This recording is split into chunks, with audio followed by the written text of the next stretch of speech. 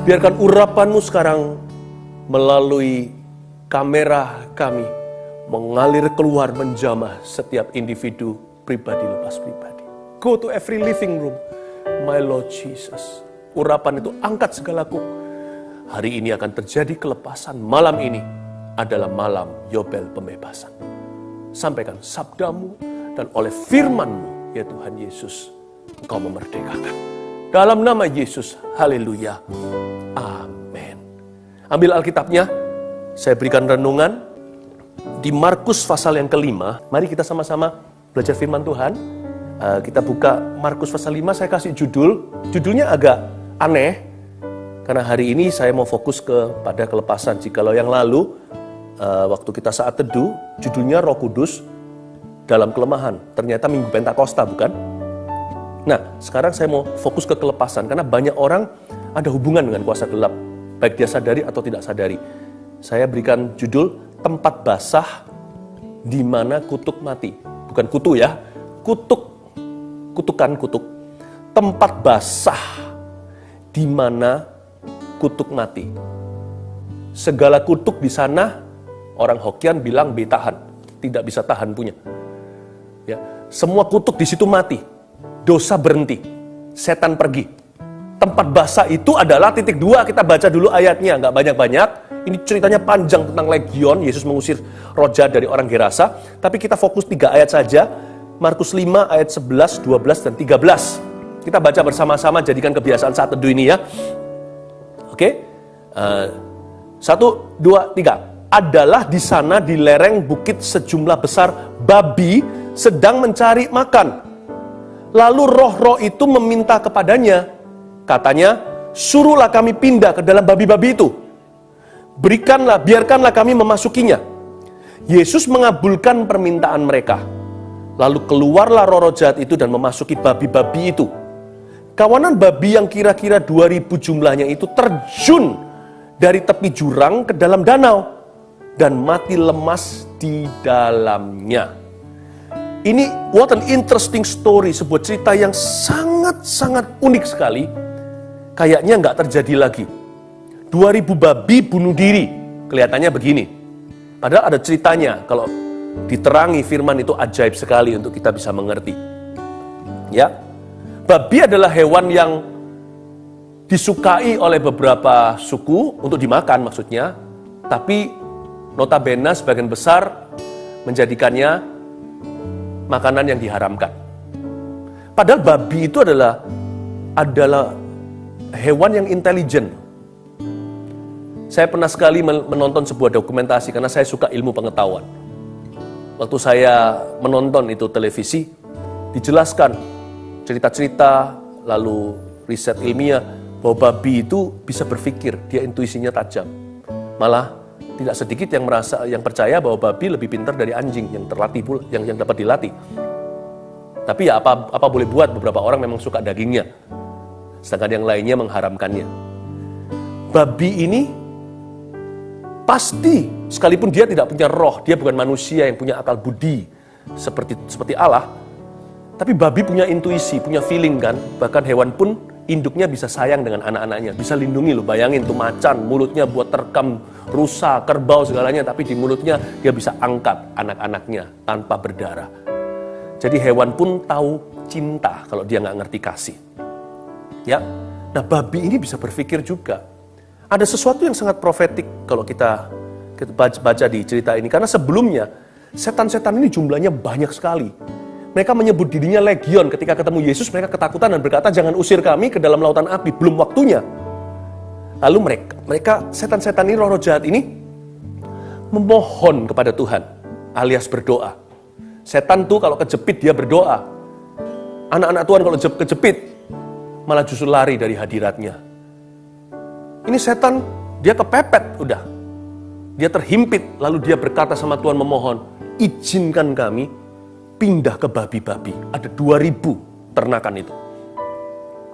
Tuhan itu loh, so nice ya Tuhan ya. Padahal sama iblis kita jangan berdialog loh.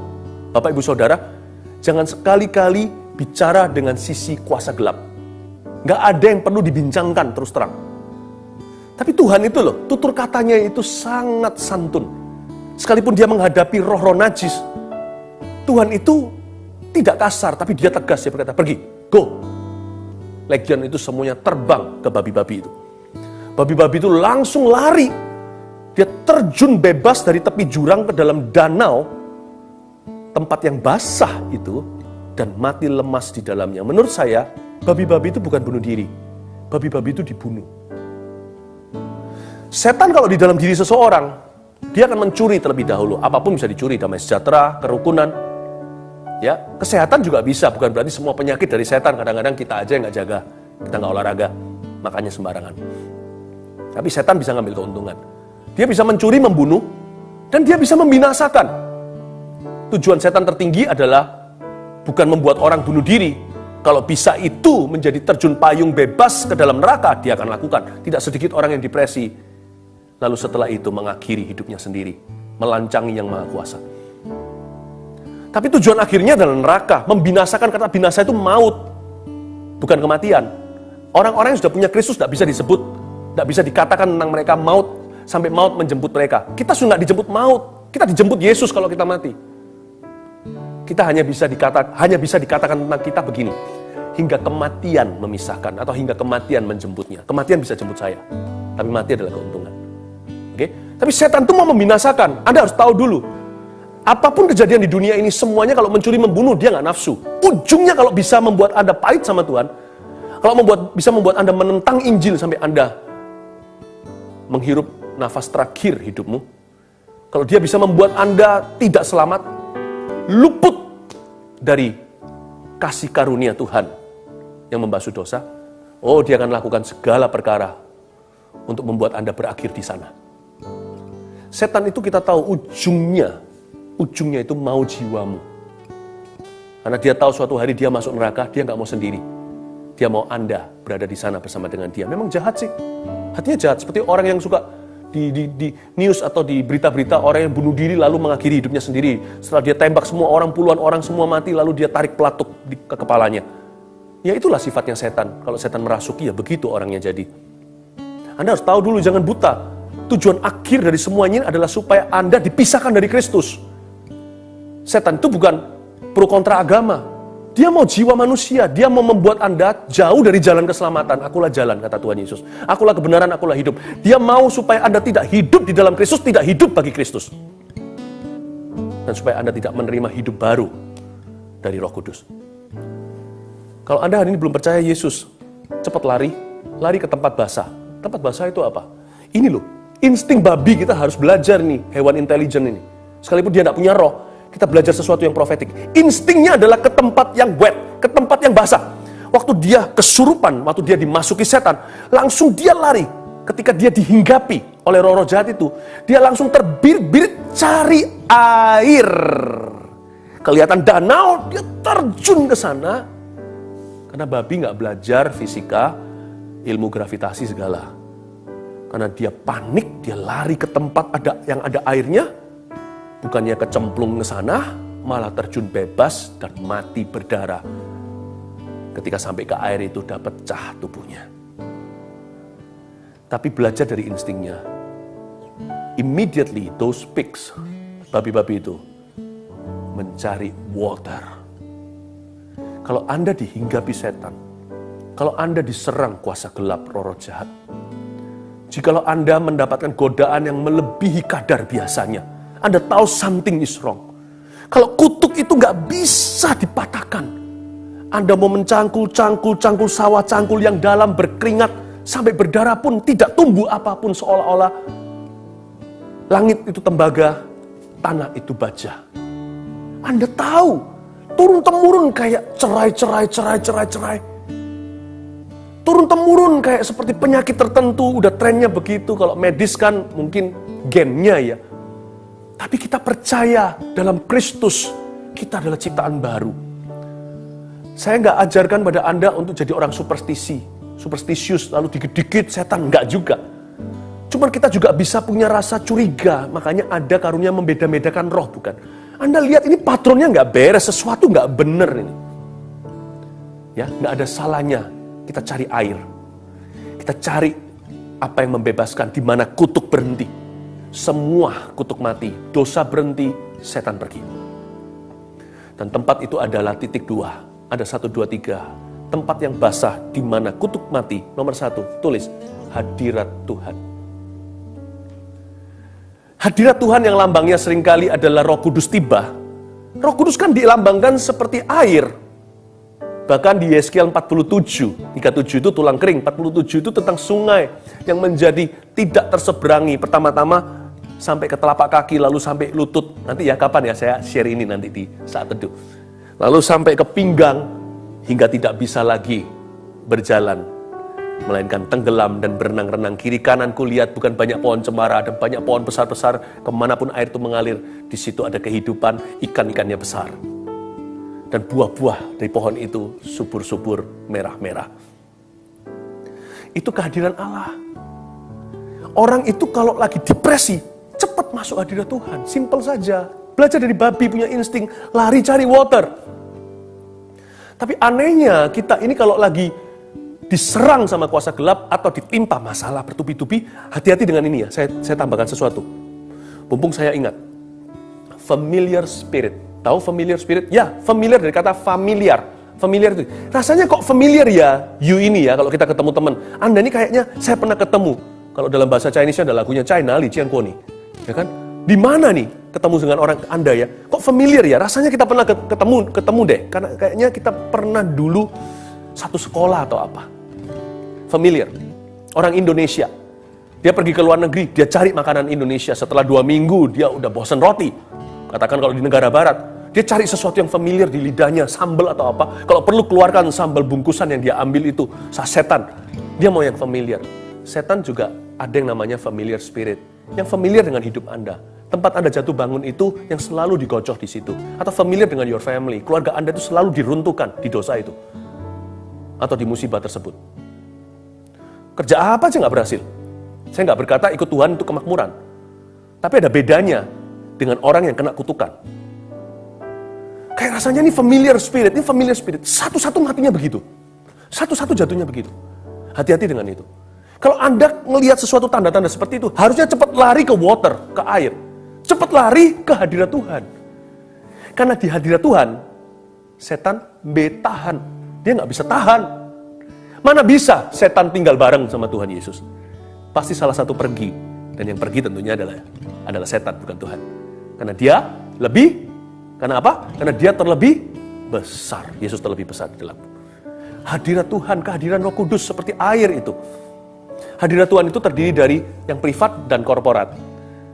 Yang privat itu ketika kita berdoa, Alkitab mengatakan Immanuel, kado waktu Yesus mati bagi kita terbesar, bukan hanya nama kita tertulis di kitab kehidupan, kita masuk surga nanti suatu hari. Kado yang terbesar adalah kita punya teman dengan T huruf besar, Immanuel. Ketika Yesus diberikan, Allah memberikan teman sorgawi pada kita yang tidak pernah meninggalkan kita. His name is Jesus, Immanuel. Sehingga ketika setiap kali kita menyebut nama Yesus gini loh, kalau mau tahu gimana caranya masuk hadirat Tuhan di expressway, cara tercepat gini. Sebut nama Yesus, tapi jangan sebagai sumpah serapah. Sebut nama Yesus bukan secara agamawi. Oh ya, puji Tuhan di depan manusia, seperti Farisi untuk dapat kekaguman mereka. Jangan. Kalau Anda sebut nama Yesus, sebut aja namanya, Yesus gitu, tapi secara tulus dari hatimu karena haus. Broken heart pun, hancur hati, jiwa patah remuk pun Tuhan tidak akan pandang hina. Kalau Anda sebut nama Yesus itu mengundang hadirat Allah, karena Yesuslah hadirat Allah. Cukup Anda berkata, Yesus. Nggak usah dilihat manusia, asal dari hati yang tulus, Yesus ada di sana. Ya kan? Nggak percaya? Anda yang punya anak masih kecil katakanlah, kita semua kan bayi forever di mata Tuhan. Kalau anaknya sudah bisa panggil mama, dia panggil mama, mamanya langsung datang. Itu bukan hanya nama, Anda sebut namanya, orangnya tiba. Saya waktu anak saya masih kecil, masih bayi, kalau sudah bisa, bukan bayi, udah bisa panggil saya daddy atau papa gitu, daddy.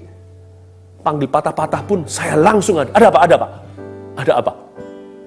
Saya ingat suatu hari salah satu anak saya mandi, dia terpleset atau apa, dia bilang daddy. Dengan sedikit nangis saja. Kalau ada tangisan sedikit aja, tambah cepat langkah kaki saya. Langsung naik ke atas, itu di loteng waktu itu. Saya bilang, ada apa? Ada apa, nak?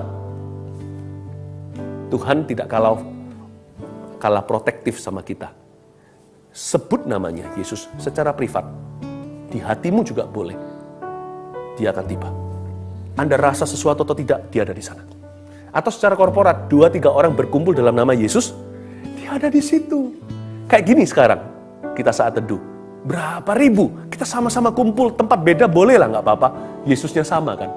Mendingan daripada tempatnya sama, Yesusnya beda. Tuhannya beda. Tapi kita tempat yang di mana-mana sampai luar negeri, di mana-mana ini, ke mancanegara, Yesusnya sama. Waktu kita sebut Yesus bersama-sama, boom! Baik di gereja, atau ketika kita berdoa bersama-sama, Jesus is there. Di situ setan bisa kalah. Yang kedua, tempat basah, di mana kutuk mati itu firman Tuhan. Get into the word, masuk aja dalam Alkitab. Gimana masuknya nih caranya? Masuk Alkitab nggak bisa. Masuk hatinya, bukan masuk badannya. Masukkan Alkitab ke dalam, bukan ditelan. Masukkan dalam hati. Maka perkataanmu telah kutaruh dalam hatiku. Supaya jangan hamba berdosa padamu. Maka perkataanmu telah kutaruh dalam sanubariku, supaya jangan aku berdosa padamu. Lari ke firman.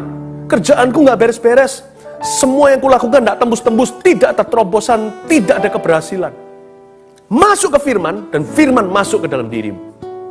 Percayalah, kita masuk terus belum terjadi sesuatu, terus masuk pasti terjadi sesuatu. Masuk terus belum terjadi, terus masuk pasti terjadi. Tekun, masuk dalam firman. Firman masuk dalam hatimu. Engkau akan berbuah, Yohanes 15 katakan. Yesus gak berdusta. Kalau Yesus bilang begitu, itu begitu. Ya. Firman Tuhan kalau kita masuk ke Alkitab ini, baca dan Alkitab masuk ke kita, firman Tuhan itu tempat yang basah. Selalu ada 3 partikel yang tidak bisa luput, unavoidable. Kita gak bisa mengelaknya. Firman Tuhan terdiri dari perintahnya. Masuk Alkitab pasti kebentur perintahnya. Jangan muak dengan perintahnya, jangan ketakutan. Terimalah welcome sebagai best friendmu. Perintah-perintah Tuhan kelihatannya susah, tapi membuat hidupmu tidak susah karenanya. Lalu selain perintah Tuhan, janji Tuhan. Itulah firman Tuhan. Enak, kita ada ribuan janji di dalam dan masing-masing itu adalah rema untuk kita suatu hari nanti. Selain itu ada nubuatan, bukan perintah, bukan janji, ada nubuatan. Tuhan beritahu, hei, nanti begini ya, nanti begitu ya. Kelihatannya umum, tapi waktu kita baca, spesifik dalam kehidupan kita. Masuk dalam firman, setan takut ke sana. Percayalah saya, kalau ada orang roh jahat yang mau bully Anda masuk dalam firman, disitulah dia nggak dapat visa, nggak bisa masuk punya. Lewat situ imigrasi ini, dia nggak bisa tembus. Saya beritahu ya, setan nggak punya visa. Lewat ini, imigrasinya nggak akan tembus.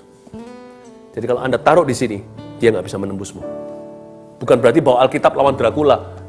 Karena ini sebenarnya buku biasa nih, cetakan ini semuanya kertas. Mau dibuat linting-lintingan juga bisa. Isinya itu loh firman.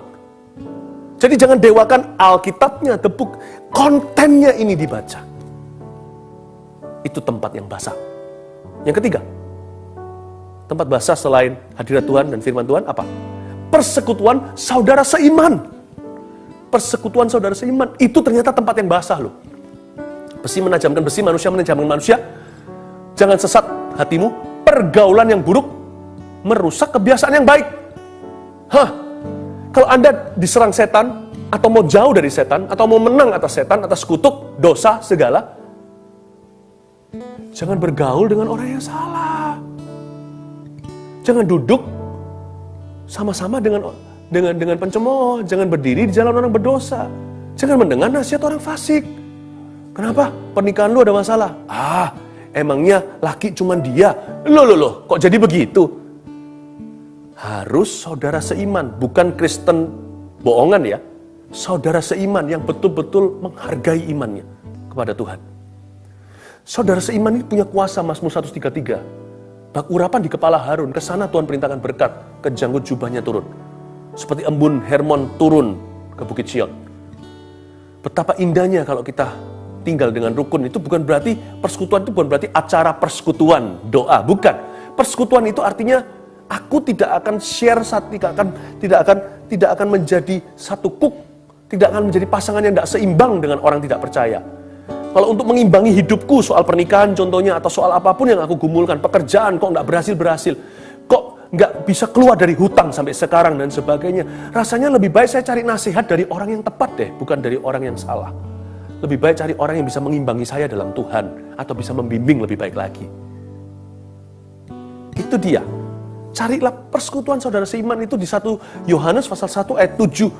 Bunyinya begini. Ya.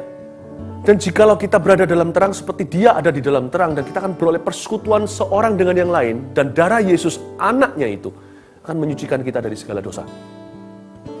Ternyata kalau kita mau dosa dekat dengan saudara seiman, nggak jadi pingin dosa. Alangkah baiknya jikalau keluarga bertambah menjadi saudara seiman. Suami istri bukan hanya menjadi lovers, tapi menjadi brother and sister too in Christ, dalam Kristus. Bayangin kalau papa dan anaknya, mama dan anaknya, keluarga menjadi saudara seiman. Luar biasa kan? Bukan cuma family, berantem melulu, tapi menjadi keluarga yang saling menajamkan di dalam Tuhan.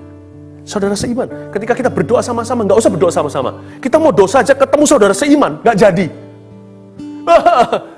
Saya pernah sekali didatangin sama satu orang, berkata, Ko Philip, ini orang yang dekat juga jemaat, berkata, saya kemarin begini-gini dalam mimpi, saya sudah mau meninggalkan Tuhan, lalu dalam mimpi saya lihat Ko Philip, nggak jadi. Puji Tuhan, wajah saya masih membuat orang tidak mau meninggalkan Kristus, ya berarti puji Tuhan, saya puas.